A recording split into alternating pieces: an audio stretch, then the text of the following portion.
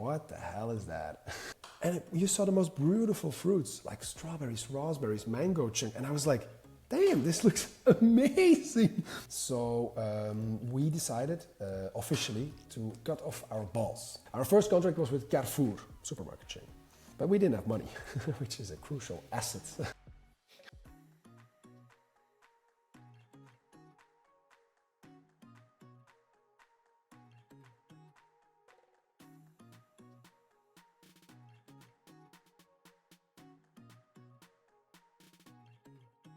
I'm genetically wired as an optimist. The first unit we will put out there will be operated by the people on site, period. And I'm not interested in anything else. It's not working. This is shit. Can you jump into the car and drive 1 hour to fix it? Oh my God, this is so far. Exactly. And it was an amazing tragedy and a problem, and it was an amazingly difficult, and they hated it. And the feedback was so harsh. We were there every evening to try to smoothen it every evening. If your model needs more than 20 cups on average a day, you'll be doomed forever. Whoa, stress. But that is exactly what you need. Going as fast as possible towards a production partner, I think, is crucial.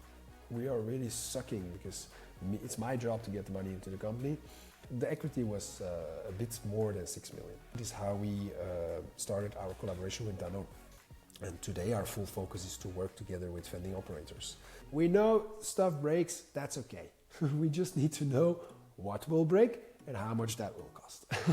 Everybody's scared of it now, food robotics. But actually it is the future by default in our segment. So if you just stay in and you have a good unit or a good piece of technology or a good team or a good direction, whatever, you will win.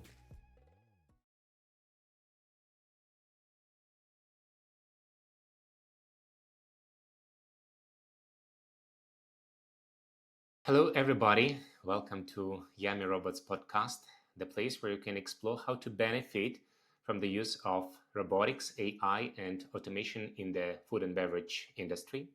My name is Eugene Kovalenko. I'm an expert in coffee robots business.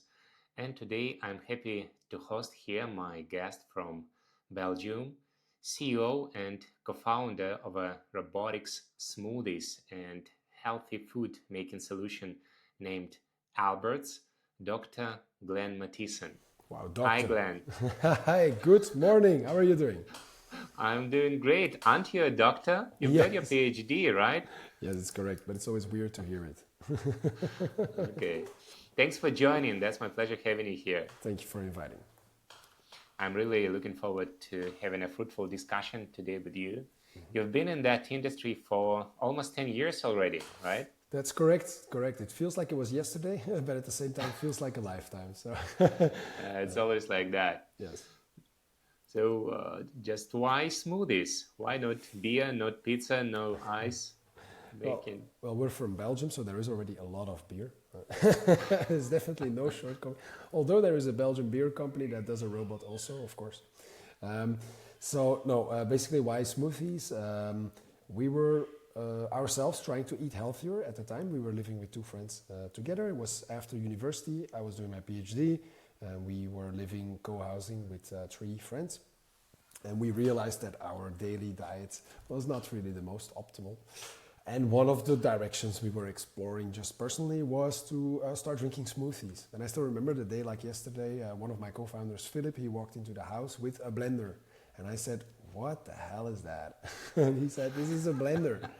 You can make smoothies with that. I said, what the hell is a smoothie? And that's how we just started experimenting ourselves.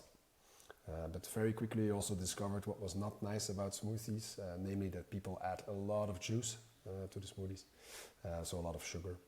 And then we started experimenting, how can we do this better ourselves, like recipe-wise. Started working with water as a base. And then, gently and step by step, the idea was there to say, actually we could probably automate this. It was a gradual process. Was there any robotic smoothie solution available in the market at that time? Yes, at that time, for example, McDonald's had a smoothie machine.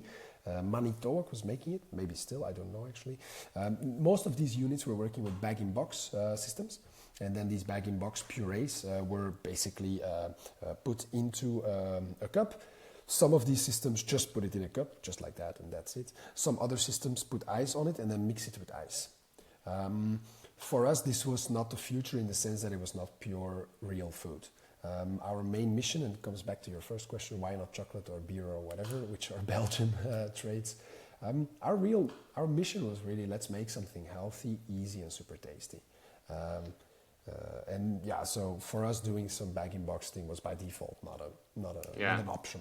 So basically, my co-founder Philip, we're still very good friends. He's not active in the company today anymore, but he always is the man who has 1,000 IDs, and we have a cool dynamic because he sprouts out all the IDs, but usually resides with not doing a lot with them.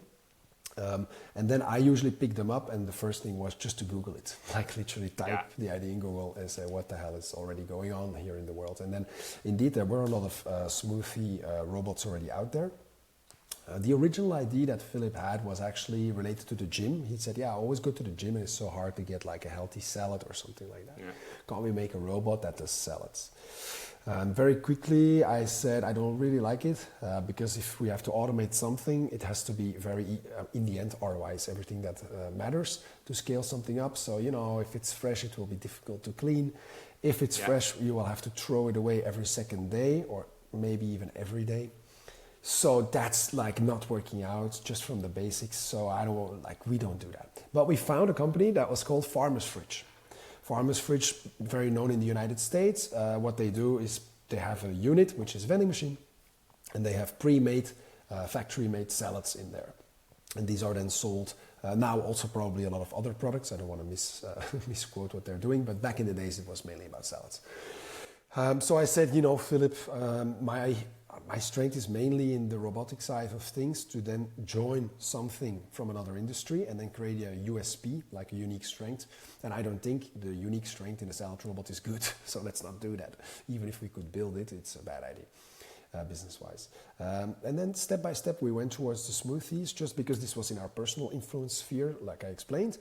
But what really clicked for me the most at that point was that I always figured that if you make a food robot, the quality needs to still be premium, because in the end, food is a bit like the Olympics. If it's not tasty, people are just not going to eat it.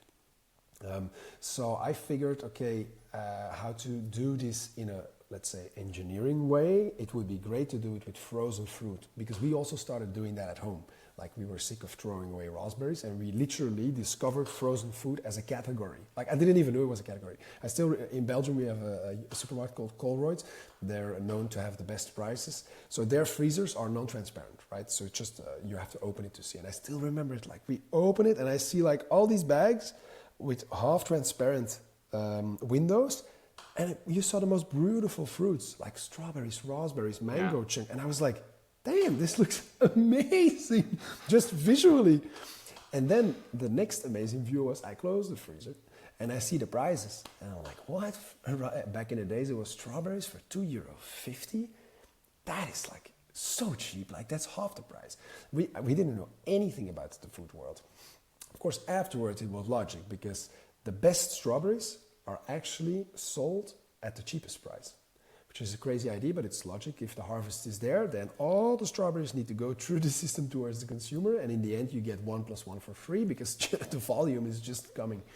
In the frozen world, there is no speed pressure or time pressure, because the products are conserved perfectly.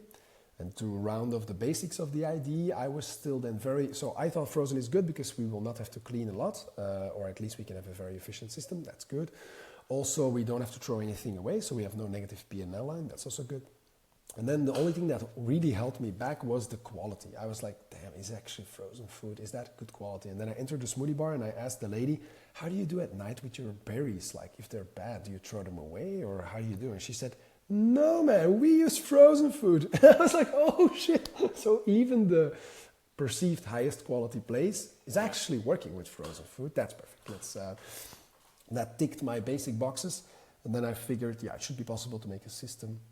And integrating the robotics part into your business, was it like, what kind of value you were trying to bring with the robotic technology? So basically, I think what we tried to bring was availability and ease of use. So we were always saying, like, imagine you're at the office and you have a white shirt and your colleague says, hey, why don't we quickly make a smoothie in the kitchen? You're probably not going to do that, right? That would be like a high-risk operation in your day to ruin your whole white shirt. And if it's with blueberries, it's ruined forever. So that clearly wasn't working. So that was our main objective, to bring it everywhere and to make it very easy. Then, of course, also affordable, because you can bring something anywhere. With a small smoothie bar, right? I can go towards an office of 200 people and put a person there in a smoothie bar and say, hey, make smoothies all day. That would, of course, financially be very unviable, definitely not for scaling. So what we were seeking, of course, was a unit that would, at a very attractive ROI, be able to produce fresh foods. But the real value for the consumer in the end was availability and ease of use. Okay, got it. So you've got frozen fruit, which allows for easy cleaning, high quality in terms of P&L minimum losses, and the robotics allows you for availability, affordability, and scalability. Yeah. A good mix, right? Correct. So what it takes to set up a company with your friends and run it with your friends? That's a very good question. Are you still friends? Yes, we are still friends. So far I had two companies, a first startup company, which was actually still running in parallel when we started Albert's. And I was also doing my PhD and also a master in management. So these were a bit crazy times back then. I was working day and night. So doing business with friends, I usually am not following the norm. So the norm would say, oh, don't do that because it's dangerous. And oh, you can lose your friendship and all of these things. But I'm genetically wired as an optimist. So my reasoning is if I if I choose to spend my whole day to work on a certain mission, what better way than to do that with very talented friends? Imagine I have to do that with random people and that after 3 months I discover, oh my God, he or she is really annoying. So my reasoning is totally different. I do see the risks, but it all comes down, I think it's like a marriage. It all comes down to making good agreements. Orally, but also even on paper. I think both are equally important. And for us, it started orally with Philip and me. At a certain point, this idea was then, let's say, born a bit, and we had basic framework to get started. And then we literally sat in the sofa. We were drinking a beautiful bottle of Scottish whiskey, and I still remember it like the day of yesterday. And I said to Philip, you know, the only thing that will really be very important is to realize this will take quite a long time, because doing hardware is, like Travis Kalanick said, like you have to move a lot of atoms to do that. So this will require some time. So what we have to make sure is that we don't start fighting, because once we start fighting, the whole thing is over. It's a bit like, again, like a marriage and a household. If the parents start fighting, most probably the household will split up towards two houses. So we decided officially, and sorry for swearing, to cut off our balls. This is how we decided to continue, not have an ego in between of each other, and use all the ego that might be there as a weapon or as a tool, let's say, to conquer the world. And that really worked out very well, all the way towards the moment where Philip indicated that he could not continue in the company anymore, that it was too heavy at that point for him. And even then we found a resolution, which was at a very, very difficult moment of the company. And even then we found a resolution in less than 7 days. In between us, of course, we still then had to bring that towards the board and investors, etc. But in between us, in less than 7 days, we figured out a way to do it. And we're still very good friends. I called him yesterday and we are going to dinner every time he's around the place. So yeah, so far that's working very well. Okay, lucky you are. Yeah, yeah, indeed, yeah. How challenging was it to bring together the team to make the project? It was a very gradual process. So the founding team was Stefan, Philip, and myself really from day one. That was relatively quickly set up in the sense that Philip and I, let's say, the idea was constructed, and then we reached out to Stefan relatively quickly. Stefan was always first of his class, one of my best friends, like I said, already from my youth.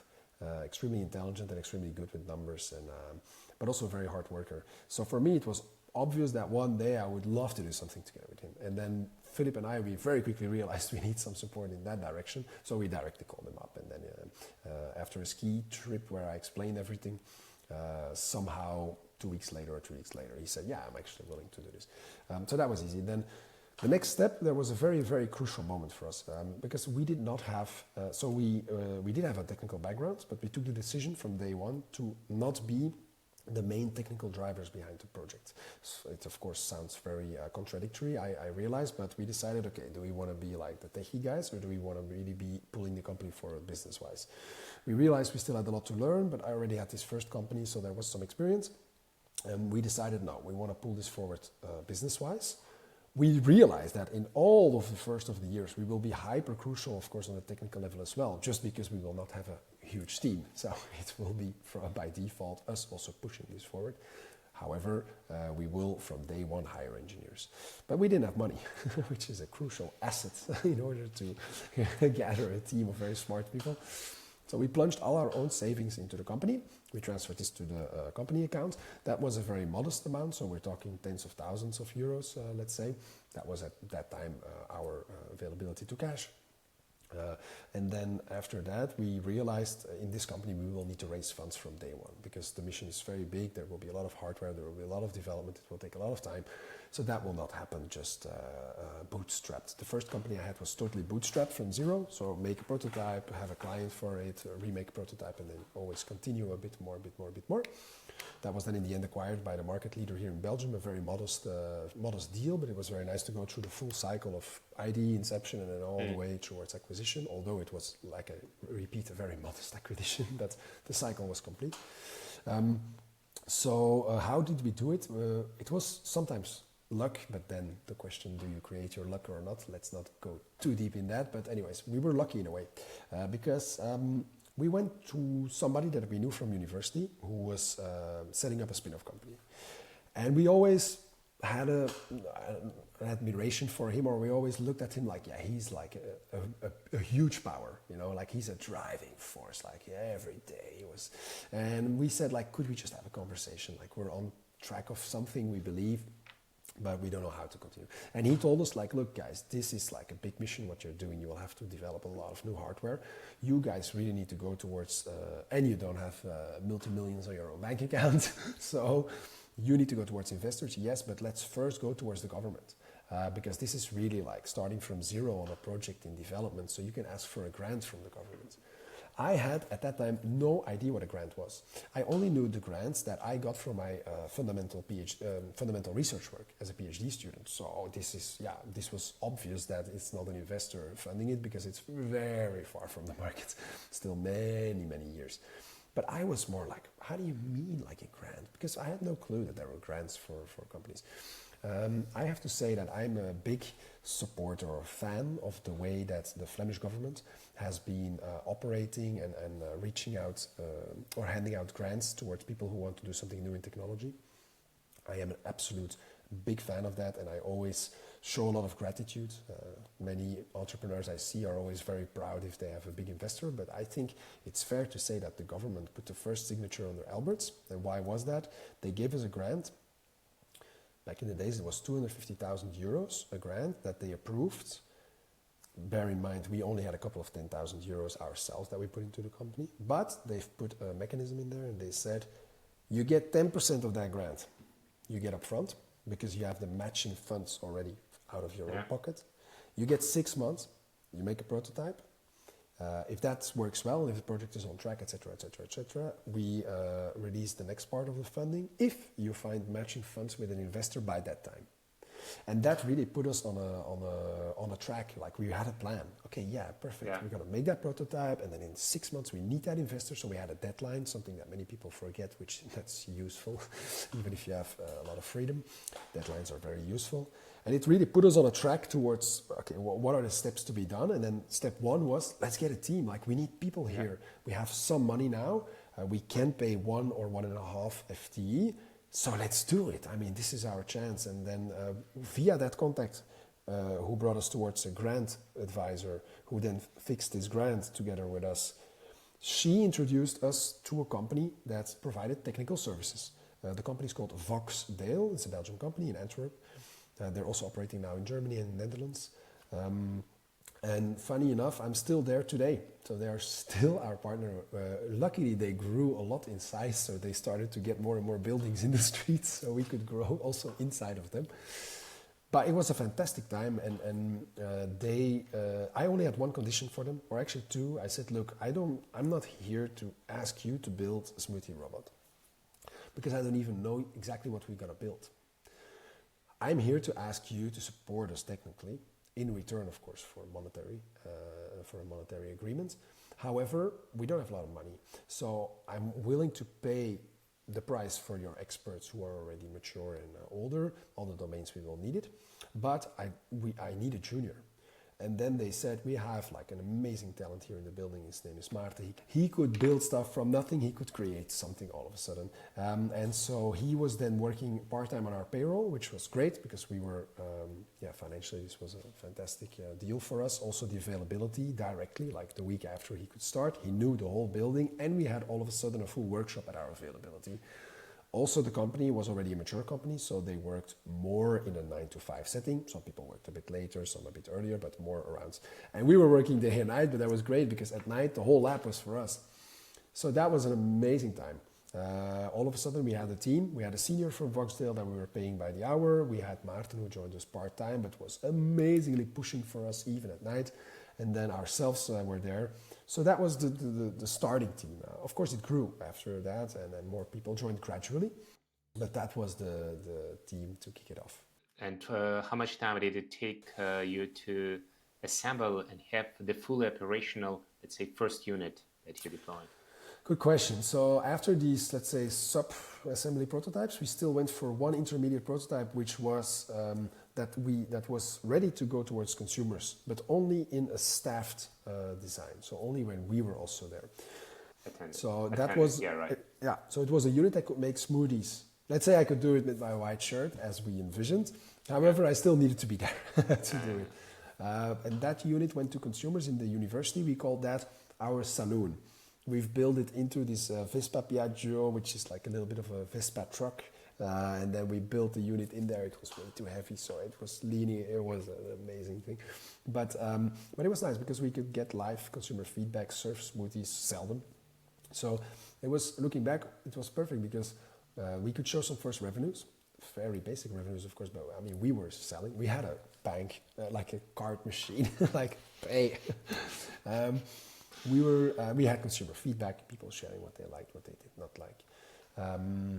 And we could show that technology-wise, we were at least able to build something that could last for at least some weeks and some months that could be operated. So that gave us a lot of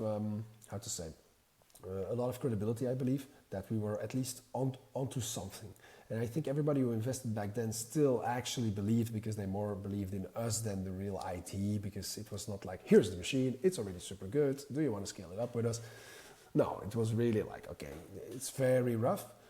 So that we managed then to do, I believe, it was a year before we were there. And then after that, we went for the fully automated version.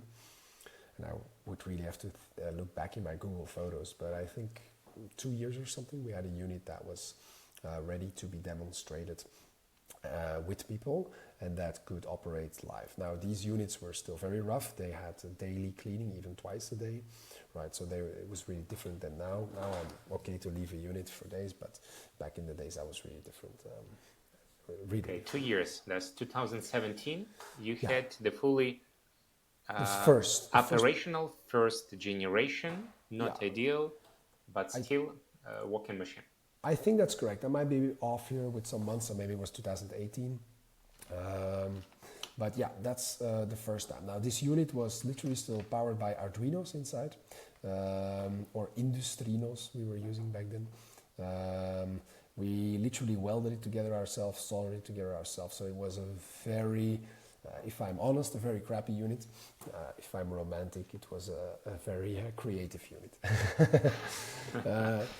But yeah, it was very important on the other hand, because people really had a view on like, okay, yeah, this is what it's going to be.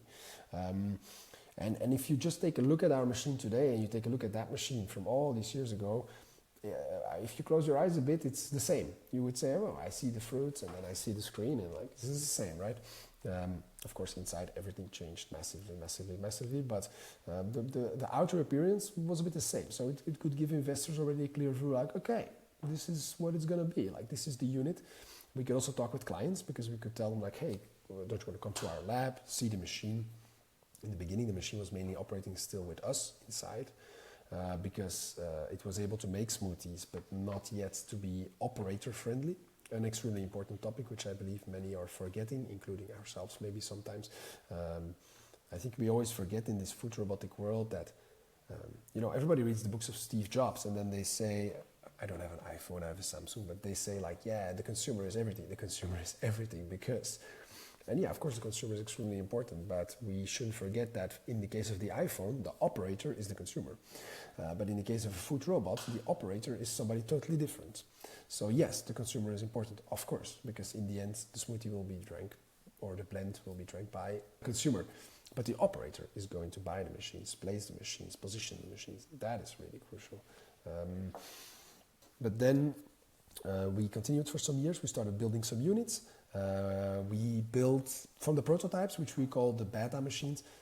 From the beta machines, we have built 14 of them. They were all on long-term loans of 5 years. When we signed them, I couldn't even believe that the unit would be 5 years in the market. It was such a weird idea. And all of these loans are paid off, and all these units were more than 5 years in the field. And 3 weeks ago, I went to take out the last one from the market because it was difficult with the legacy technology, different software, etc. So it was really the highest time to get it out. So now we only have the new generation of the machine out there. But yeah, these units really, they kept going. Of course, we had to upgrade them a lot. That's, in all honesty, we upgraded a lot of it. But yeah, the units kept going. I mean, they kept selling, they kept working. Never had a food safety issue on that. So yeah, it was actually, if I look back at it, it was actually an amazing idea to just build 14 of these units. It was in bits and bytes. It was 5 and then 9, I believe, or 1, 5, 9, something like that. So those were sold to somebody and then taken back, right? Yeah, because the contract was, let's say, they were on a contract for 5 years and then the contract ended. And then they still stayed a bit longer. One machine stayed a year longer, and then we took it out of the market. Our first contract was with Carrefour, supermarket chain, which was a very, the honesty is always, people romanticize everything, but the honesty is it was the only big company at that day and age that said, yes, we put a signature underneath a piece of paper that is requesting 10 of these machines. And we had a target to get a contract for 10. So we were hustling our way on the market to find a big player that wanted 10, and the supermarket said, yeah, we want this, or the retailer. Why did they want it? They wanted fresh food and fresh experiences on site, which still is a striving for many of the retailers. We still get contacted a lot by retailers. As a food robotics point of view, I'm always skeptical to start in retail, but of course it can work. But just from a basic first principle approach, in that building you have 10,000 competitors, because in the end you solve a hunger issue or like a hunger need, and there are 10,000 food products. Secondly, the people that are in that building do not have a preference to be operating a machine. Their preference is usually different to their refilling shelves, or they are talking with clients, or they do the cheese bar, or they do the meat area, but not really machines. So it's a relatively hostile environment. And then also price-wise, every square meter needs to bring money. In Belgium, that's 21,000 euro per square meter per year. If you're not bringing that money, then better put something else. So it's a very hostile environment to try to get something launched. We did 4 of these stores in the end, so we never got actually to the 10. And we quickly had to pivot towards more food service environments, offices and stuff like that. But the machines were then already ordered because the contract was there, but we pivoted the contracts towards different locations, which was way better and working out way better for us. Okay, do I get it right that you had a contract signed with Carrefour, but it was not implemented with installations? 4 of them, so we had a contract for 10 of them, or a roadmap for 10, but 4 of them were implemented in the end. Yeah, 2 big stores, 2 big retail hypermarkets, they call it here, and then 2 more on-the-go, smaller ones in the city. And the key bottleneck was sales per square meter, no, the revenue per square meter. It's a good, so yes, in the real end, yes, but some other factors that really influenced that final factor was just, so firstly, the technology was not operator friendly. And then certainly not for an operator in a supermarket. I still remember days when I entered the supermarket or the retailer when I asked who's responsible for the machine today, and nobody who was in the building knew what the machine did. Then it becomes difficult, of course, if nobody knows what it's doing. They were more student workers at the time. It was a smaller store. There's a lot of turnover of people who go and then start working somewhere else. So it's I think it's perfectly doable in retail, but it has to be, firstly, the unit has to be ready for that, the machine, and then secondly, also the partner has to be ready for that as well, to really go into that adventure. So that was really not the right way for us to go. We then went to food service, which is way better because you enter a building with, for example, 1,000 coworkers. Fresh food is definitely a thing, and companies, they try to please the people on site. So buildings were definitely a better way to go. But also there, it's not even easy. So we come a bit to the go-to-market, right? So we did the retail segment, went to the food service segment, which is a good segment for the locations. But then the question is, which partner on site do you work with? So the location, I mean, for example, an office building, right? The most classical one for food service. Yes, that's perfect for us. Yes, many offices could really benefit from a solution like us. 24/7 healthy. We can now do hot and cold. We also do soups. We do frappés. I will tell you something about the soups later if you like. Yeah. But so yeah, that's way better. But the question is, which partner on site, right? So typically on site you have different partners. You have a partner that's doing all of the partners on site provide facilities. One of the facilities can be food, so it's a food service provider. Another facility is the cleaning services. Another facility is people that do the vending machines or the coffee machines. Sometimes these are intertwined. Sometimes this is one company. Sometimes these are different service providers. Very often there is one contract holder who then has some subcontractors who do the separate units. And today our full focus is to work together with vending operators. So the people who today have vending machines, Coca-Cola machines, who have soda machines, snack machines, coffee machines, that's our full focus. Sometimes this is the food service provider, right? So in some countries, Sodexo is doing their own, or Compass Group, they do the food service provider, but in some countries they also have in-house the vending operations. Sometimes, like in the United States, it's a separate arm, so a separate company that is doing it, but it's part of the group. So there are many structures possible, but what we try to do is to get the unit as close as possible towards all the basic business parameters for a vending operator. My full belief is that many, looking back, of course, with the privilege of being able to look in hindsight, which is of course always easier, I believe that many of the projects did not make it, maybe did not have a clear enough view on who is actually going to be our operator and our clients in the middle, and aka who's going to scale this.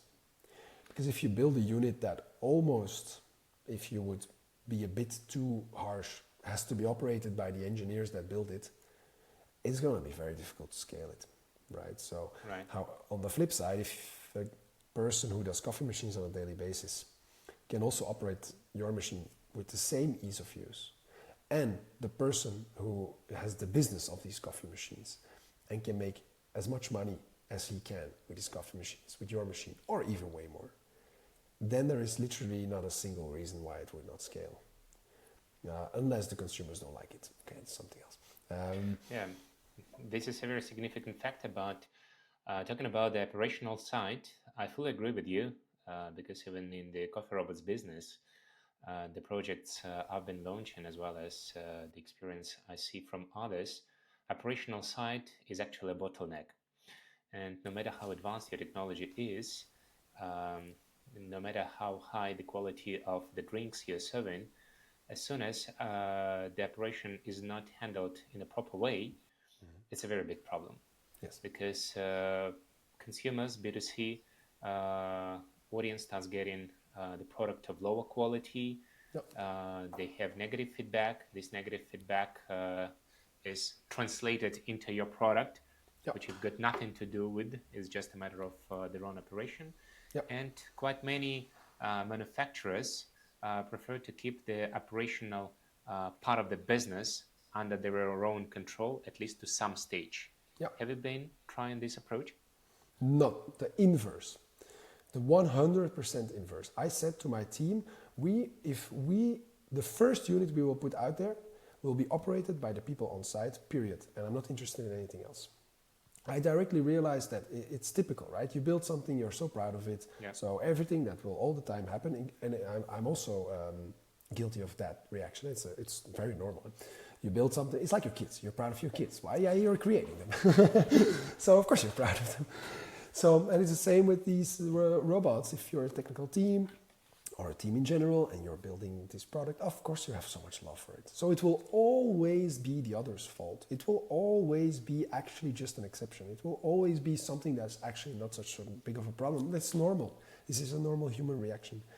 And the only way to avoid it is to throw it out into the wild and to have people operate it and 3 hours later get a phone call that says, it's not working, this is shit.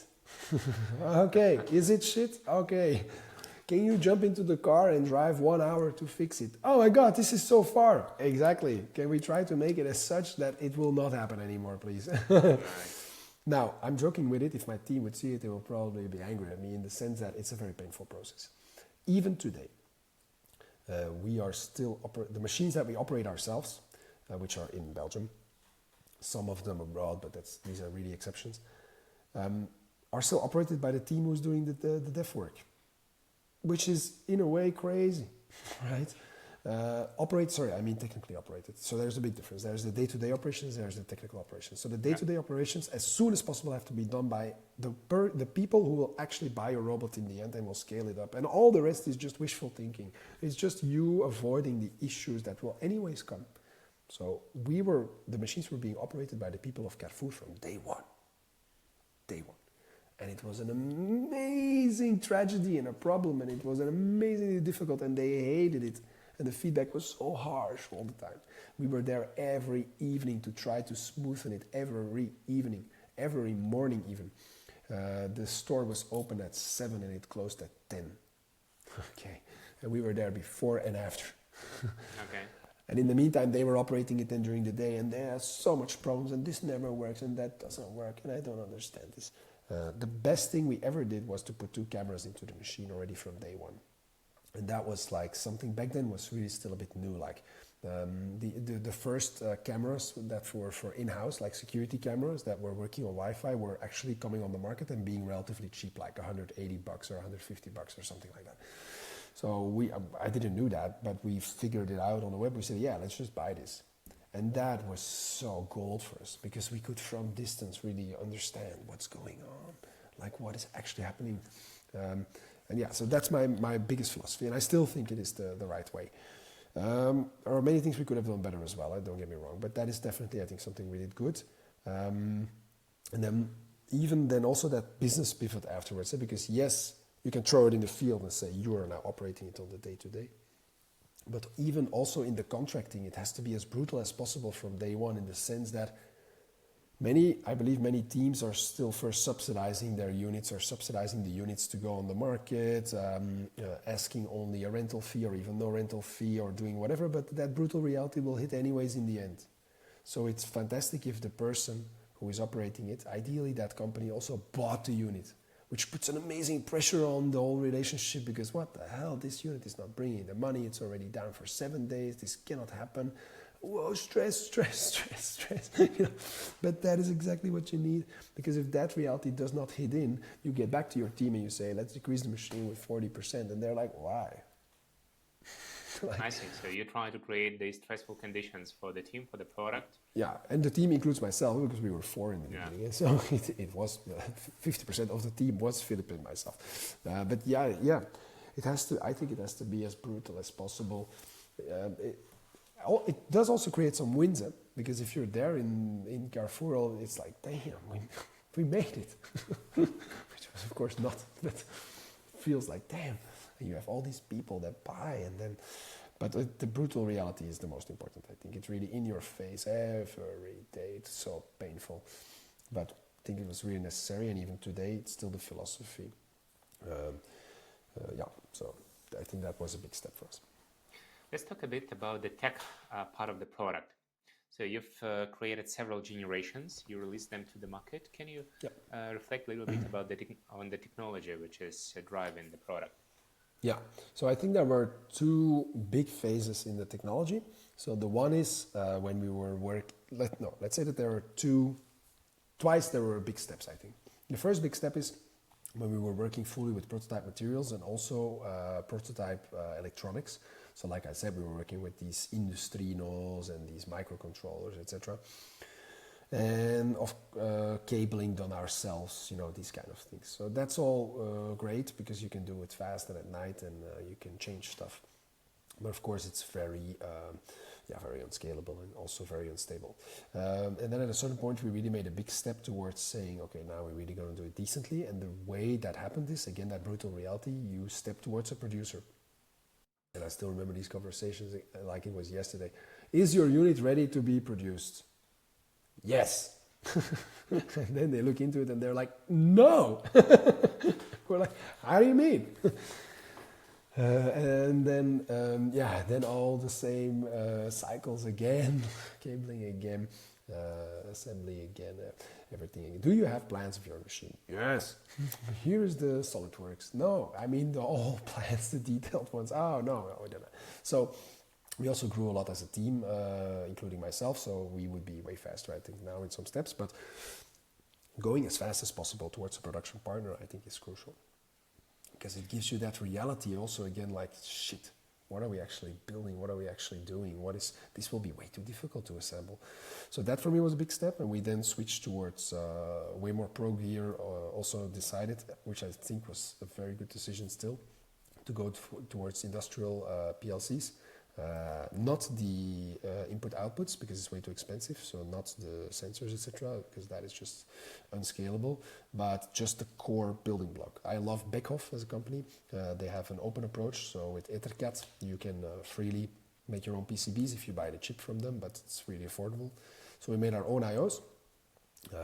However, we use the power of Beckhoff, which I believe is the combination for the future for many food robotics products. I am a fan of working with proprietary technologies, so not with robot arms, unless they have a good use. So robot arms, what you buy is versatility, that's great. But if you don't use that versatility, then it's not great, in my opinion. It does create some show, that's nice, but that show also has operational challenges.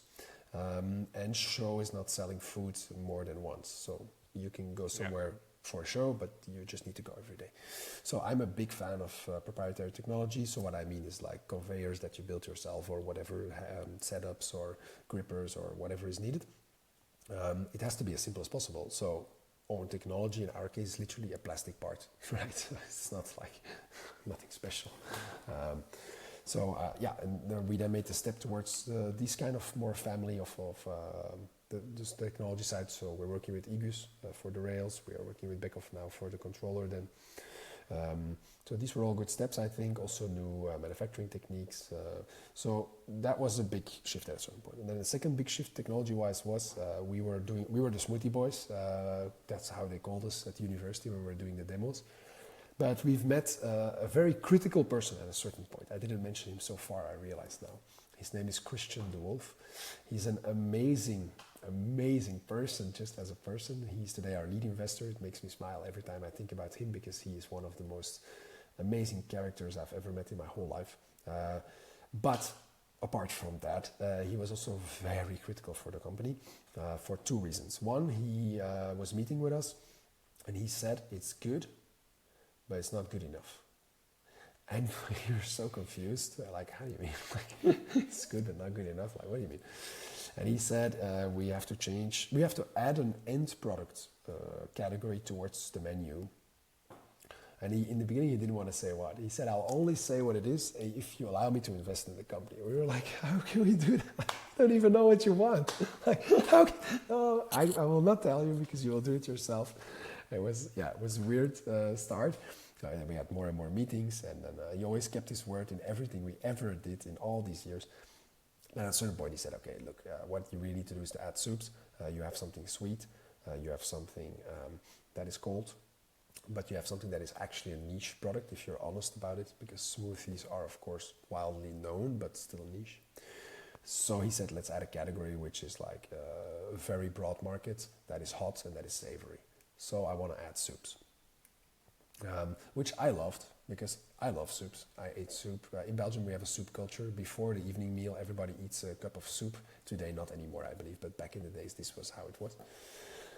So I loved that, but I just told him, look, I would love to do it, but the problem is, if I can't even imagine how I'm going to do it in some way, I can't make a deal with you.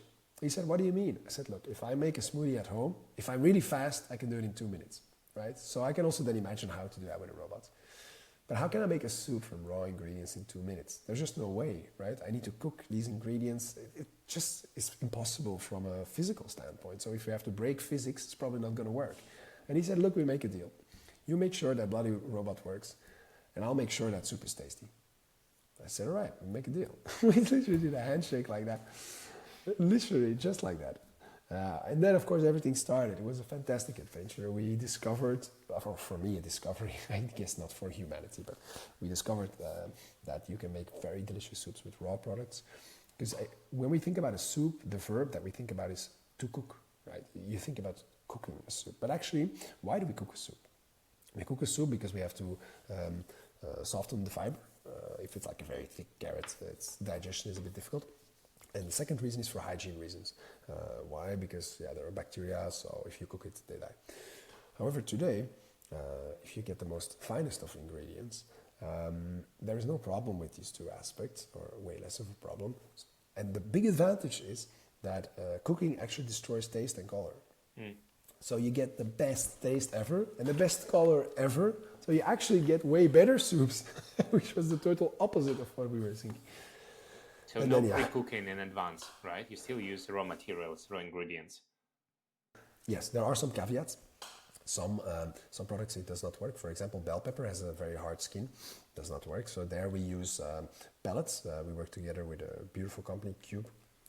They make frozen pellets of food ingredients, or any type of food. But for us, then mainly in our product categories. And so for bell pepper, we work with a droplet that is pure bell pepper puree.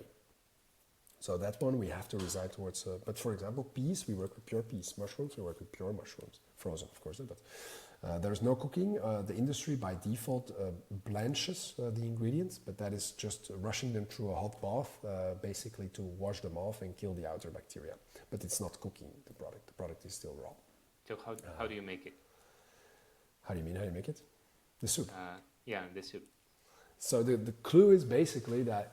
So I know. Okay, we use a heating technique. We checked a lot, but we did not want to.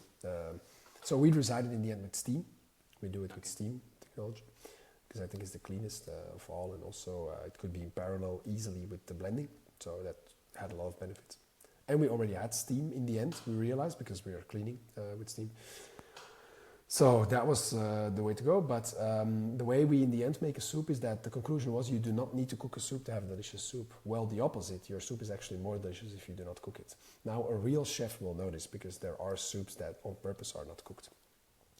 So a real chef knows that, but we're not chefs, so we had no clue. So for us, this was all like a new adventure, let's say. Based on my research, Alberts raised in total, including grants and early stage VC funding, between 4 to 6 million USD or euro. How close it is to being true? We're still in the single digits, so in that aspect you're close. It's a bit higher if we calculate all the loans also into it, but these loans were also paid back. So I don't know if you have to calculate that in. If I calculate the grants and equity, which is maybe the best comparison, the equity was a bit more than 6 million over 9.5 years of really being functional as a company.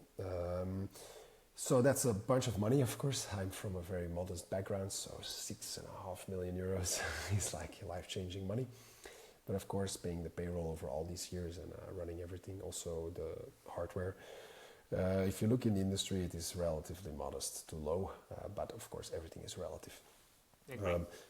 Yeah, everything's relative. And then with regard to we had some grants indeed.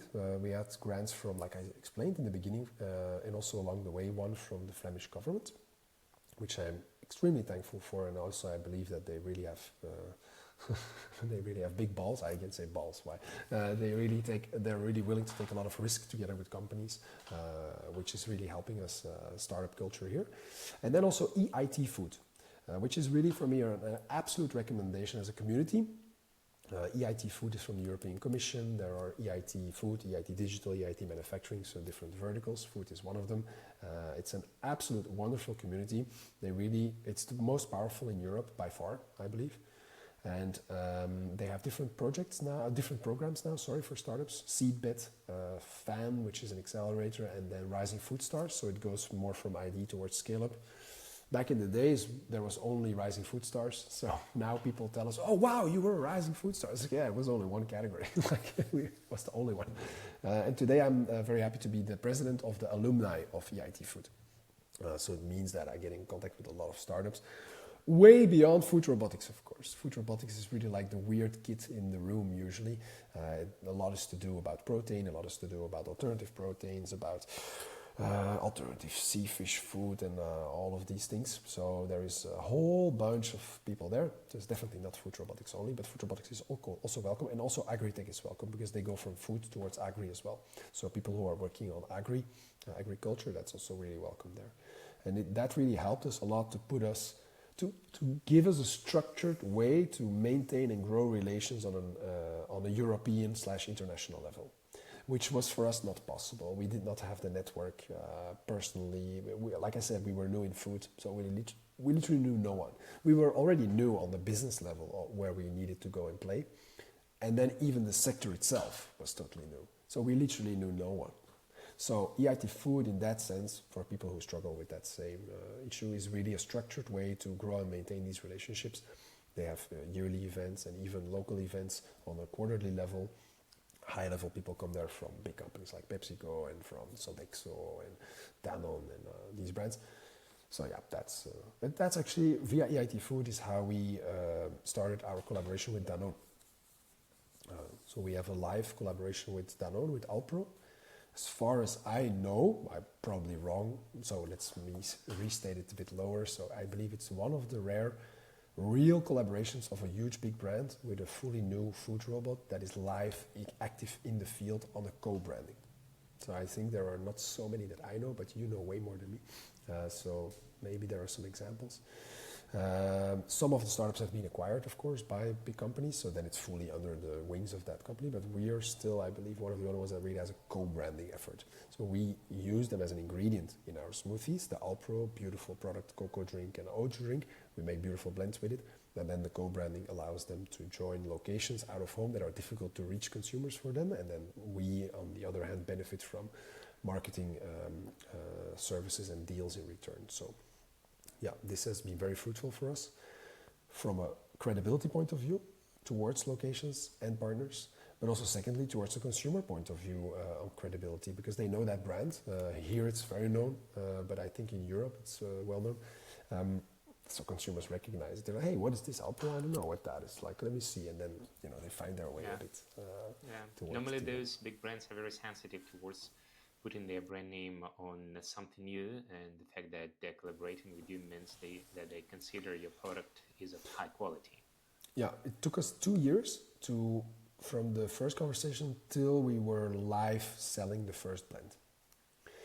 And that was not only paperwork, it was also quality inspections, recipe development, ingredient development, because we are using their raw products and then turning that into a frozen cube. And then, so we first already had to make a new product category and then put that new product in a new machine.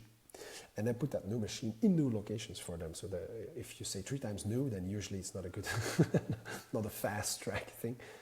And there EIT Food was very... we started the relation ourselves, but EIT Food was critical because it created a platform with a deadline, because there was a project application, so they really needed to decide before that application. So it created some time pressure, which was fully fictive, of course, but it created a channel to get a project in place, to get some first raw funding out there to start developing these new things. That was really the platform that made it happen. So yeah, I'm very grateful for EIT Food in general, but also I would really motivate everyone to try to get in some way, because it just puts you on another level, contact-wise, relationship-wise. So yeah, I'm really a big fan. So it looks like your best partnership so far have been pushing you for very hard and harsh milestones that you were to meet. I believe in that. Yeah, I don't believe in let's all try and do something and then we'll see when it works, because we all believe. No, I really believe in milestones. Yeah, very easy. I think we're all human, and a big fat milestone is in the end the only thing that really makes everything move. It's a very toxic. It can be very toxic as well. So certainly after the first 2-3 years, it became very draining for the whole team, including also myself. We always had deadlines which were super sharp. So that then at a certain point we had to change. So we really made a more corporate, sounds crazy, but a more structured environment where there were projects and where everything was way more better structured. So that's at a certain point that's necessary. But even in that setup, you still need a milestone. Somebody still needs to say, okay, next month, the 3rd of the month, that's what we're gonna do, and we will be there. And then everybody's like, oh, okay, let's go. let's go get it. Yeah. Okay, Glenn. As far as I know, you manufactured during those years more than 40 units. Yes, that's correct. Let's talk a bit about the business part of the product. Where are those units? Are they operational? They belong to you? What kind of business models you work? Yeah, so there were like I explained before, there were 14 beta units. Yeah. They have all been depreciated at fully paid back, fully did their work even beyond the targeted deadlines. They are now retired, let's say. So that leaves 40 left, 30 yeah, left. 30 left, yeah, exactly, 30 left. Some of these 30 are used internally for testing. Some of them are with our new manufacturing partner. Some of them are with a test. We have a van where we test. Of these 20, we now have 21 that are live in the field on a location, serving consumers every day. And then we have 9 that are either in some test infrastructures, or 2 of them are still being finished in production. So in summary, 21 are out, 7 are tested or being used somewhere, and 2 of them are still in final production. Okay, let's talk about these 21 units. So what's the percentage of the number of those that you own, and those which you own, which are not sold? Monetary wise, so we have 3 main models. Every model is always different, but there are 3 main ones financially, I mean, with regards to the hardware. One is where we own the unit and we depreciate it and we rent it out. 2 is where there's a sale and lease back model with an intermediate partner, which is linked to a bank. And then 3 is where we sell the unit.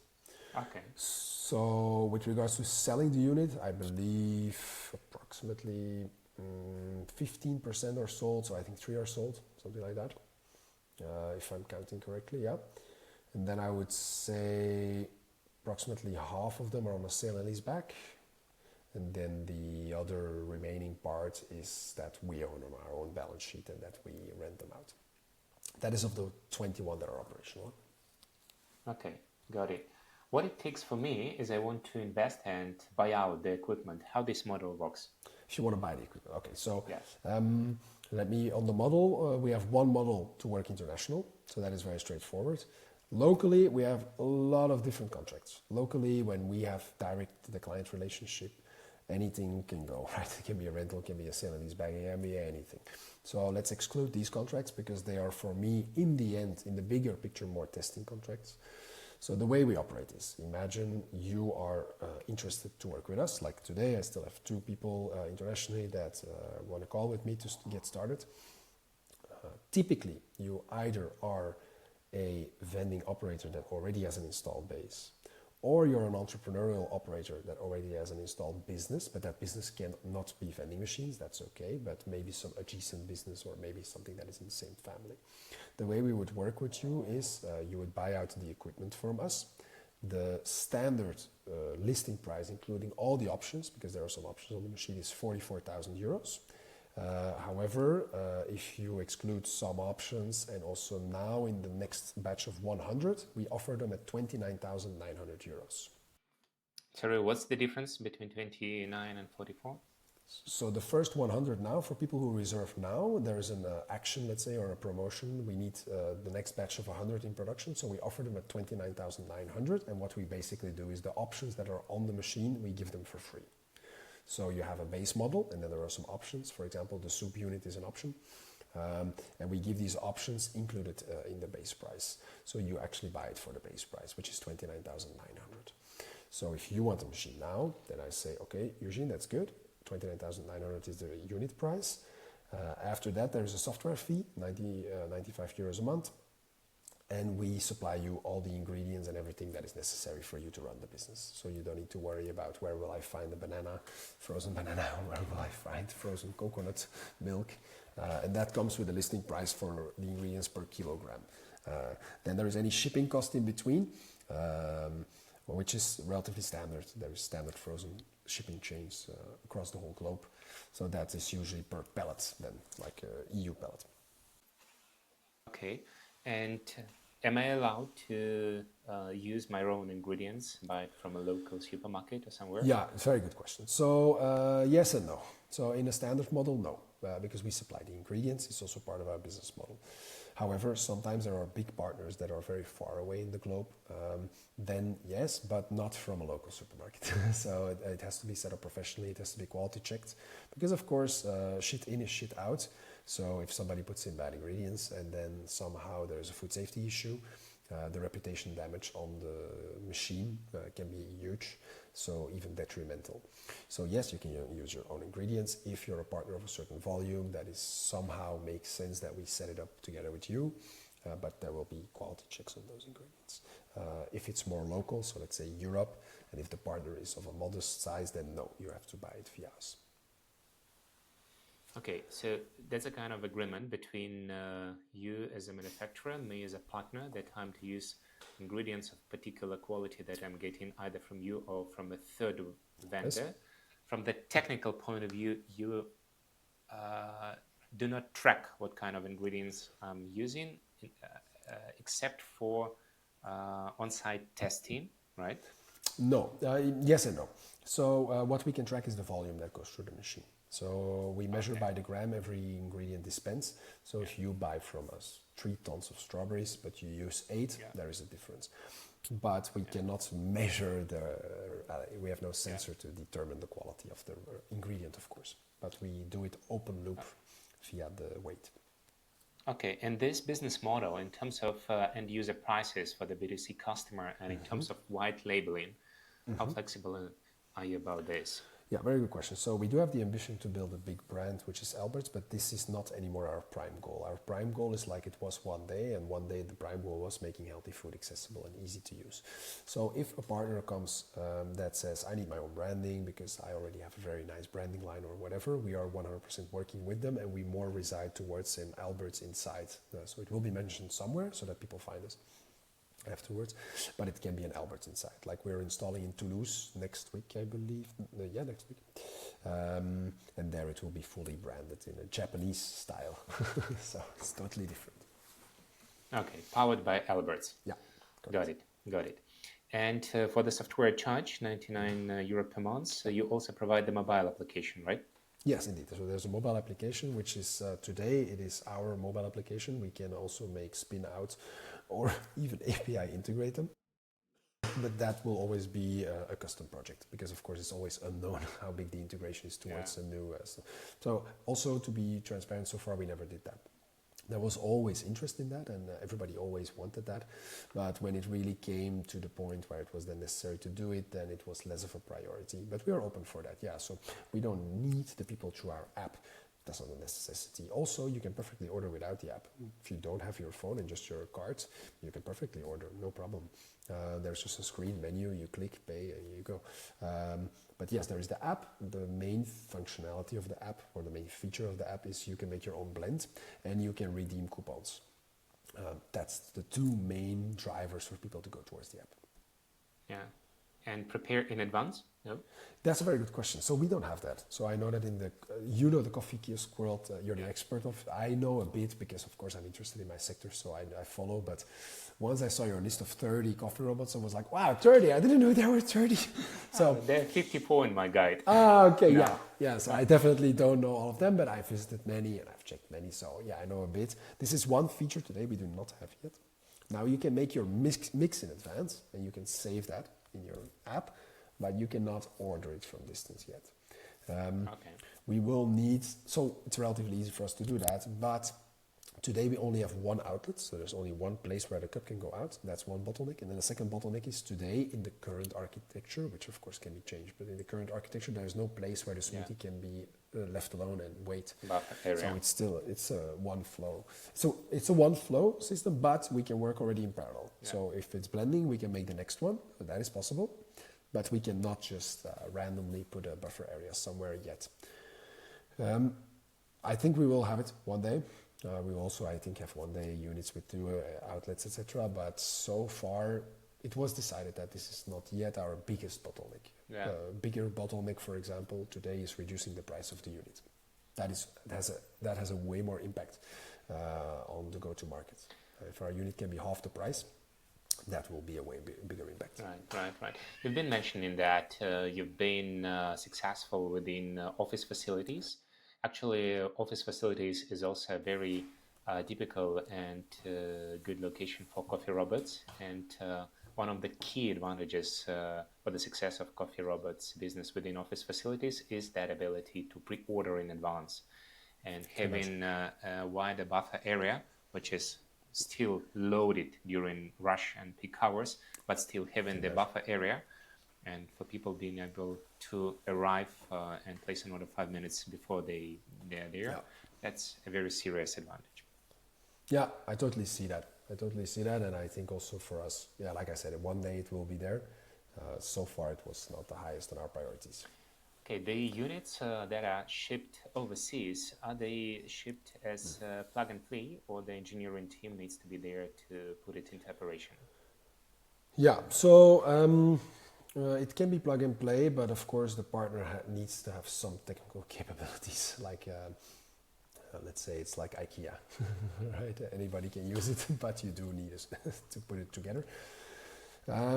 Overseas also there, so far we have the units all in Europe, right? So we don't have a unit live yet outside of Europe. That firstly, but the units that go towards a partner now today, they can be installed by the partner. We have done that. No, UK is not anymore in Europe, so actually we did it overseas to UK. There, one unit was delivered and one unit was shipped. So yeah, it's perfectly possible to do yourself.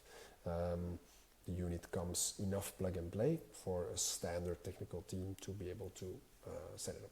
What is the typical selling amount of cups per day, and what is an expected payback period? This is the big number mystery of the whole industry, and everybody's lying.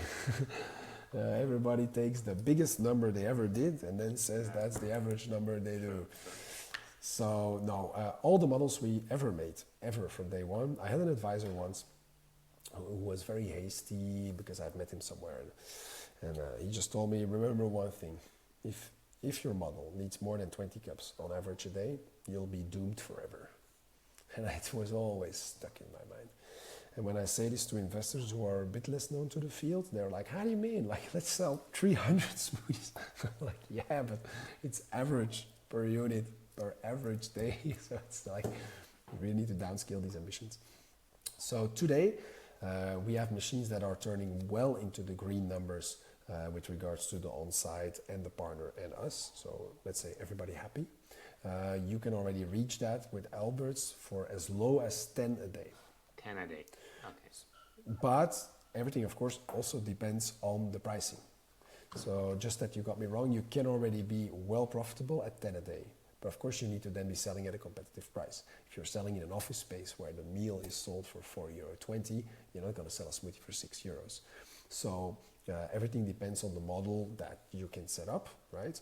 But you can make a perfectly commercial model at 10 a day, but you will need a location where you can sell at a decent price. Once you reach 20 a day, you're well profitable in any commercial location. If you can reach 30, 40, 50, it becomes a little gold mine. The best machines we have are doing like 40 units a day. They are also on beautiful locations. There are days where they do 80, right? But I like average and I like truth and transparency. The worst machines we have is in, for example, a very small office space where they're only selling 3 a day. But these are also spaces where the employer pays us a rent for the unit. So that machine then for us is actually profitable even without selling one blend. Of course, a bit sad to see a unit that's not selling well, but the people that have the unit can be happy with it and are very appreciative of the service that's on site. So it's not really, of course, the growth model, but that's also an experience. Some people just want to have the unit and the product. If you compare the selling price of the soup or the smoothie to traditional venues, cafeteria, whatsoever, how do you benchmark in price? So the easy benchmark I do is I take the free market value of that location, which is different per location, and I reduce it with 15% or 20%. Okay, you go cheaper. That's the easiest. Yeah, we go cheaper. You could do the premium move, etc., but I don't really believe in that. I think in the end, reality is real, and you're still making a machine in our case. We on purpose did not make a huge robot-looking unit that is super fancy, so that also means that in the end we only have a machine from the outer look. So why have the dream that you can sell at double the price? I think it's totally unrealistic. So that's also why we never made our models on that. I saw competitors, very close competitors of us, who said in their business plans, which I got, we will be selling 120 blends on a low day. I still remember it like it was yesterday when I read it. 116 blends on a low day with an average selling price of $7. I'm like, okay, that is probably the best day you will ever do. Absolutely. Such Excel sheets, they look perfect. They look perfect, yes. And definitely our Excel sheets have also always looked perfect, and definitely we were always too late and everything was more expensive from a company-wise, but there's one thing we never changed. And we never changed the simulation of selling 20, 21 or 22 blends a day on average. We never changed it, never. And sometimes advisors called us crazy, like, let's bump up these numbers, let's just sell 40 a day. And we never changed it, never, ever, ever. Yes, our plans were always, we were always way later, and yes, we were always on budget, but since things always lasted way longer, it was always way more expensive just because time kept ticking. But we never changed that attitude. Me and Stefan, we never even got tempted, because I know it's bullshit. If you project a fleet that on 1,000 devices will do 90 blends a day, that's just not what it will be. So different units have different volumes. If you describe a coffee robot with 3 arms, 6 coffee machines, and has 4 outlets and a waiting line, okay, that one can do 150 blends if you have a good location, or even 200. But that's not our unit. No, so. Yeah, man, but 6 machines and 3 arms, the capex of the solution goes really high. That's it. I mean, honestly, I think it's normal probably for an industry like ours, but when we got started, Food Robotics did not exist. It was not a thing that we Googled. This was not a thing. I did not know. We had debates in the first year. Shall we call it a robot? Because people will be scared. That was a debate we had. So now I'm like, okay, this whole thing exploded in 2017. All of a sudden there was this Food Robotics market map, millions poured in, companies that got $450 million investments and stuff like that. I was like, wow, we are really sucking, because it's my job to get the money into the company, and I don't have $450 million on the bank account of the company, so I'm doing something really bad. And probably I could have done that way better. That's definitely something. But at the same time, that hustle that was always there, and still even there today, of always trying to get the funding to bring us to the next milestone, also made us always as modest enough with, like, what type of machines are we developing, like what are we actually doing, like, how much is it actually costing. I think that was one of the lucky parts in a way, that we always had to hustle towards these next milestones with money, and then always find the next one and the next one and the next one and the next one and the next one. That made us as realistic as possible for us then. And yeah, still I think it has to be way better. Still, when I look at, I really believe that the unit price of at a certain point you reach a reliability level, at a certain point you reach a quality level of the unit, and then it's literally those that can make a cheap enough unit where every machine out there is profitable at 5 blends or 6 blends. You have a scalable model that can go endlessly wide, and it's not just a race to the bottom, but it is a tipping point where all of a sudden you can go to way more types of clients, way more types of operators.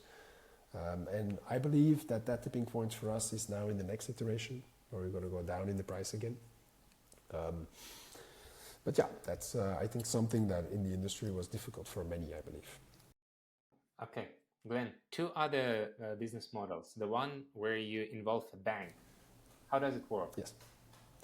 So I've actually learned more about that in the last weeks from some colleagues in the industry. But anyways, how it works for us is we have what is called a sale and lease back system with an intermediate party. That intermediate party is in contact with, I don't know, 5 banks or 6 banks, whatever. We have a contract with them, right? How it works is you sell the unit to the bank, and the bank leases the unit back towards your client. There is a contract between your client and the bank or the intermediate party, because you can do sale and lease back directly with a bank, but many banks require a business that is mature with, like, our bank said, you need 9 million in revenue. And I said, whoa, that will be quite some years still. So that's why we end up with an intermediate party. Our intermediate party for in Belgium is Atlans, and in Germany is called Grenke. They operate internationally. They finance equipment. That can be a printer. That can be a bigger equipment. And for us, that's a smoothie robot or a blend robot. That works very well. The only disadvantage is you only get paid if you install. So that means that you need to finance all the way to the installation. And it also means that if for practical reasons something is delayed, even on the side of the client, you don't get paid. Right? So you have to wait for your money to finally be there. That works well, I believe. In the end, it is a loan. In the end, it's a loan from the bank towards your client. There is an obligation to pay back from the client. Okay, and the client just making his money through sales of smoothies and soups. He pays you the software subscription, and these are all the expenses. Yep. Yes, correct. And then one caveat is that usually the sale and lease back, usually this is towards the end location, right? Usually this is towards the real end client. So for example, a bank or an office or whatever. If you work like we aim to work in the scaling model with vending operators themselves have their financing channels already in place. They don't work with intermediates or whatever, it just is more margin they lose. They have 1 or 2 banks that they have open credit lines with on an annual basis. So this is specifically if there is a location, for example, a bank, they say, yeah, we really want this here in Belgium. Okay, good. Do you want to buy it? No. Okay, good. Do you want to sell and lease back it? Yes. Okay, good. I'll arrange a company that will get in touch with you, and then they fix it. Okay, this one is clear. And the rest that you own yourself, you go and rent some space where you bring some operator to maintain it for you?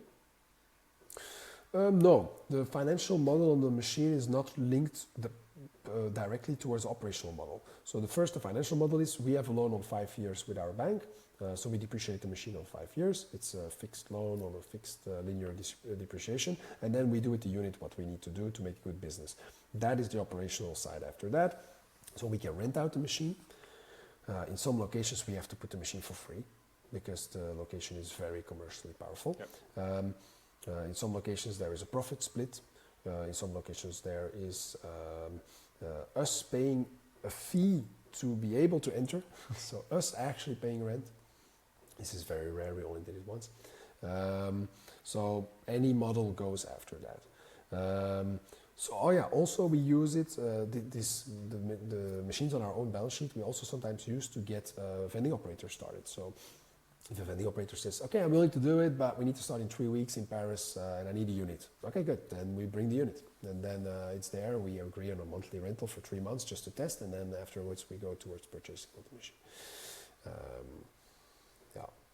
Of course, it makes your balance sheet heavy. It's unscalable. I always say you cannot finance Europe or the world. You cannot go finance 50,000 machines. It's just impossible. Even for a company like Coca-Cola, it's not what they would prefer to do. So that's not possible. But to do first 10, 20, 30 units, that's perfectly possible, of course. Why not? And currently, your equipment is operational in UK, Austria, Belgium? No, we are today operational in the UK, Belgium, the Netherlands, Luxembourg, and then we will open in France. The first machine in the south of France, in Toulouse, we will open in next week. Okay, got it.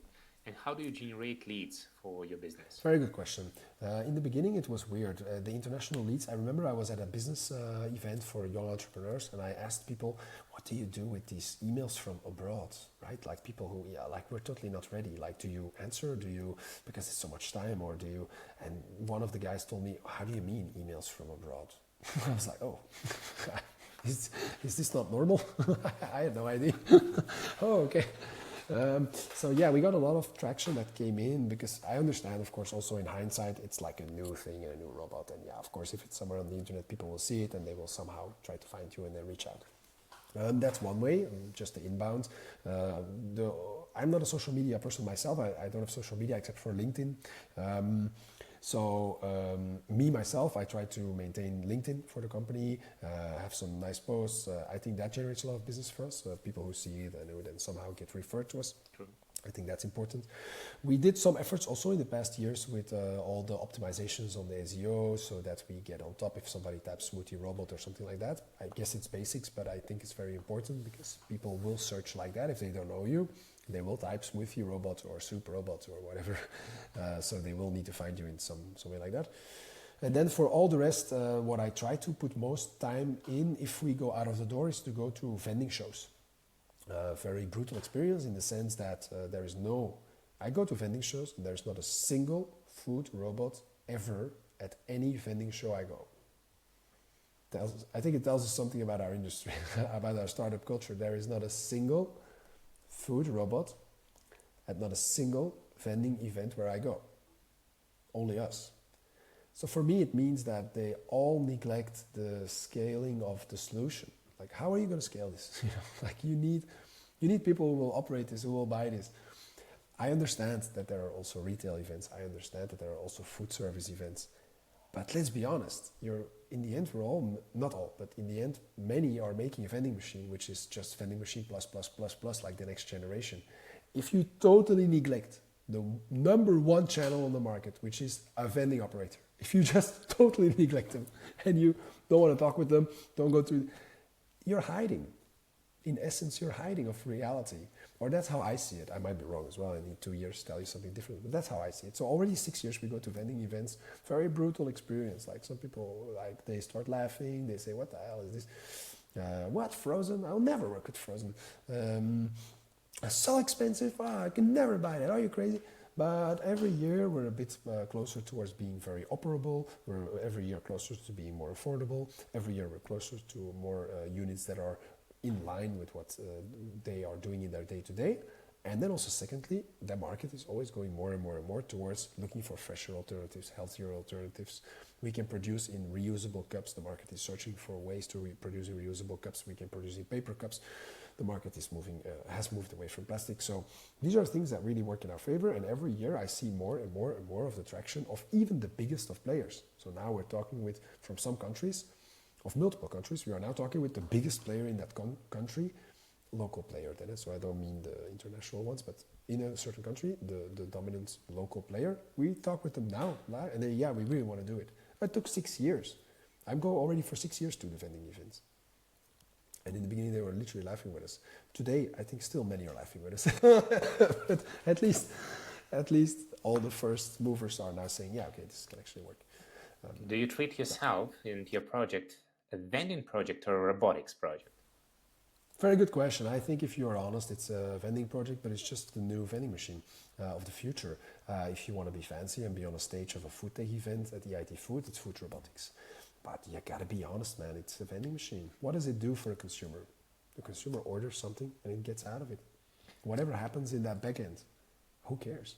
Does a vending machine have a kind of feeling about it that it serves something of poor quality? Yes, 100%, and also rightfully so, because it's almost always also the case. Um, with regards to us, how we try to tackle that from the beginning is that we said we really want. I described you this process where I opened the freezer and I said, "Wow, what is this like? We really have so much beautiful frozen fruits." That experience for you is key. That people see and like, damn, I just see strawberries. Like that's amazing. I think nature is the most beautiful we have. So our strategy was just let's show nature. Let's just show it. Like strawberries, great.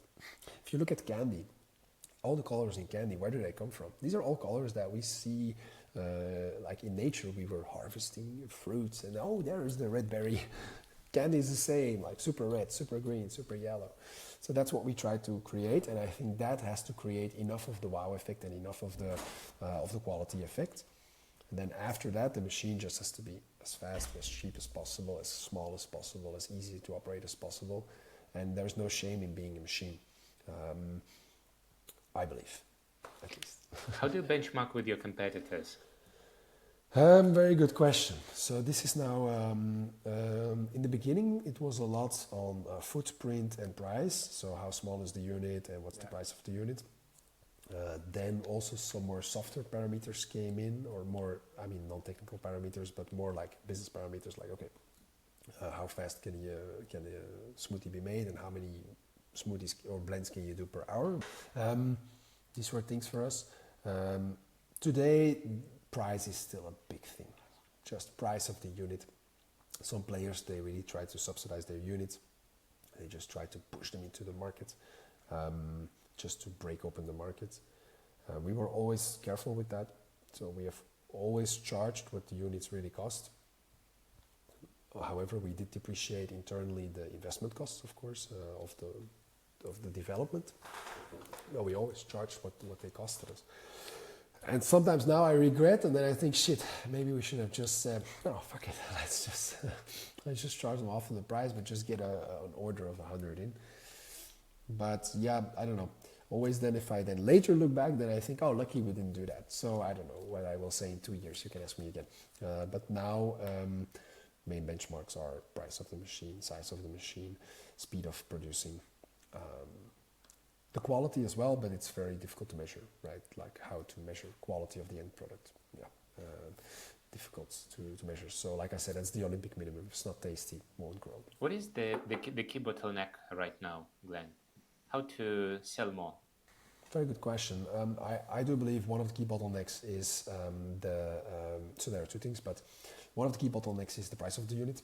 Really, if certainly in the market where we try to go in the vending machine market.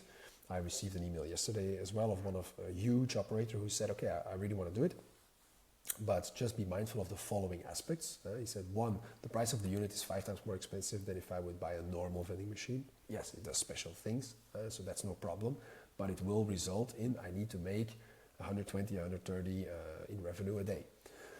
Is 29K still high? Yeah, I think 29K is still too much. 29K is enough to get on the market, but I think it's still. I think 29K is still too high if you want to get really into the thousands of units. But if you want to do the first hundreds, it's possible. So, what is the real bottleneck? It's always a combination, because I say price, but it's actually a combination of being manufacturing ready with a good manufacturing partner that can handle the volume, with a unit that is at a certain price, that is at a certain reliability after testing. So it's, that whole puzzle. So we're now prepping a new production run where price, like I said, price went down, units more stable, new manufacturing. Once that's ready, we can push further on the market. So that is today our bottleneck. Then you would ask, oh, and sales are 500 units already sold? It doesn't always work like that. If you wanna, we aim for the vending operator market. We talk with vending operators that operate like 200,000 machines. So for them to have 100 machines, that's not a lot, right? But they're just like, okay, I just need the first 5. Let's put them in some locations. Let's check the numbers afterwards and then push on the gas. So very often the volume they can handle is way more than our current production volume, way more. But of course you need to first get to a level where the trust in the ROI of the unit and the operations of the unit is at a certain level, and that takes months and months and months of testing. They don't test something for 2 days, right? They test it for like a long period of time. They're very knowledgeable that things go wrong. One of the operators I was talking to 3 weeks ago, he told me, we know stuff breaks, that's okay. We just need to know what will break and how much that will cost. Ideal partner. Yes, very good. So yeah, our next step is building that 100 units at that lowered price, production price, keep the quality high, and then in the meantime roll out software updates that increase the speed of the production. This is the next step. One thing that we are lacking a lot, I wouldn't say it hampers our growth the most, but one thing we are lacking a lot is the basic essence of the on-site marketing. And I think also many of the other teams struggle from that. All engineering teams, we just struggle with the most of basic local marketing. Okay, let's put some flags somewhere, some beach flags. Let's make sure that every 3 weeks we have some new menu. We have a tasting session going on. There's too much going on in our small team. Budgets are limited. So this is often something that we forget. As a result, the number of sales a day could be way higher, but these efforts are not undertaken in the best way. Also small things like adding an extra screen on top, for example, that shows new marketing, new menus, new videos, etc. These are things where we are lacking, where we are not really up with the level that is needed. That hampers certain outcomes. It's not the biggest bottleneck to really now grow. The biggest bottleneck is getting to the next level of production cycle with the machine. Is the B2C customer currently ready to adopt the technology and utilize it on a daily or at least on regular schedule? Yeah, so we have proof points that the answer is yes. However, that does not apply to every consumer, of course. But we do have all the proof points, like people of all demographics and people of all backgrounds that become repeat customers. So that for me, there I have a big yes. In the end, like I said, when you also asked me, is it a machine or a robot? I said, in the end, for a consumer, whatever happens in that background, if there's enough experience of quality, that's what they need. And if the end product is great and fast and easy, that's the most important. And that's also what I believe is true with regards to, are the consumers ready? Yes, they are. They are searching for something tasty, healthy, fast. And if that machine is supplying it, that's great. If the price point for that location is okay, quality is good, sure, no problem. Okay, based on your assumption, being 15% lower in price has been compared to traditional venues, high quality, fast service. Is it enough to drag the audience from traditional spots to automated solutions? Yes and no. So yes, it's enough, but the biggest need is that the location you have is a great location in the location. Just the ABC of business. If you're too far, so imagine you're in an office space, but there are somehow 2 buildings or whatever, and your machine is a bit in the outside corner of one building, so very far for the other, then the ease of use will already be, I have to go there. So then the price point is not anymore the primary driver. But yeah, I think once you're below that, then it's acceptable. Yeah, that's my current feedback. Okay, Glenn, you've been in the robotics food tech business for 10 years. Yes. Nowadays, quite many entrepreneurs are looking to enter that niche and either buy or invest into something that already exists, become a partner, customer, whatsoever, or maybe invest into creating their own food tech robotics solution. What would be your message or advice to those entrepreneurs who are just considering entering the niche? Yeah, That's a good question. So I think anybody who wants to enter the space, firstly, I think it's an extremely promising space still. I think in general, automation is the future in many sectors. And I also think it's true that people eat every day. So if you combine these two things, I see no future whatsoever where more automation in the food sector will not be there. So I think, yes, it is a fantastic idea. Also, the opportunity is massive because there was a typical hype, Gartner hype cycle movement. So first a lot of hype around 2018, 19, 20, and then around COVID, actually, a big crash, many went bust, disillusion, but now it's coming back again. Also driven by robotics in general, that is boosting again with many companies making humanoids.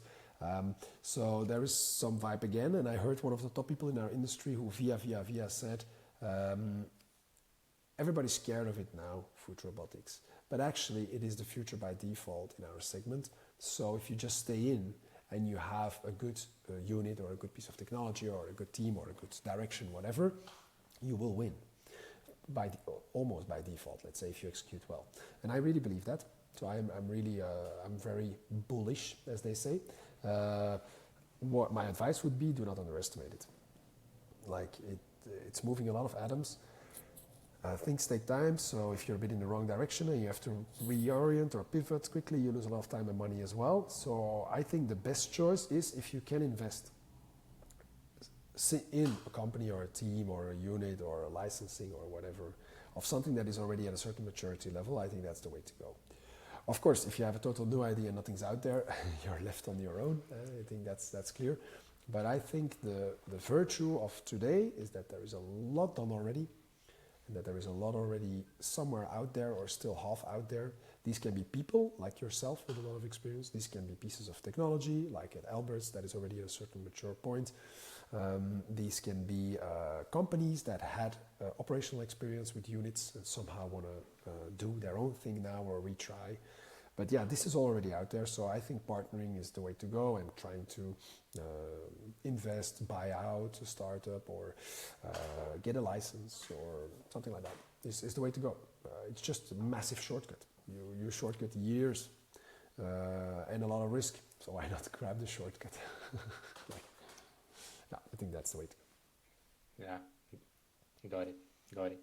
So, Glenn, I'm really grateful to you for your time and for participating in this podcast.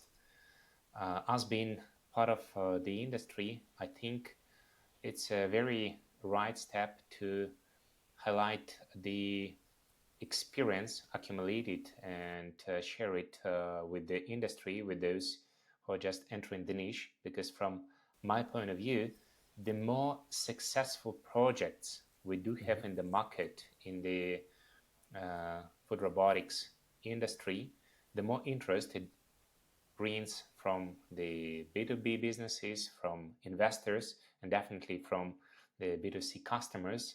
And that will bring value to everybody inside that industry. And I'm really grateful to you for being here and sharing your story, your vision, and your insights.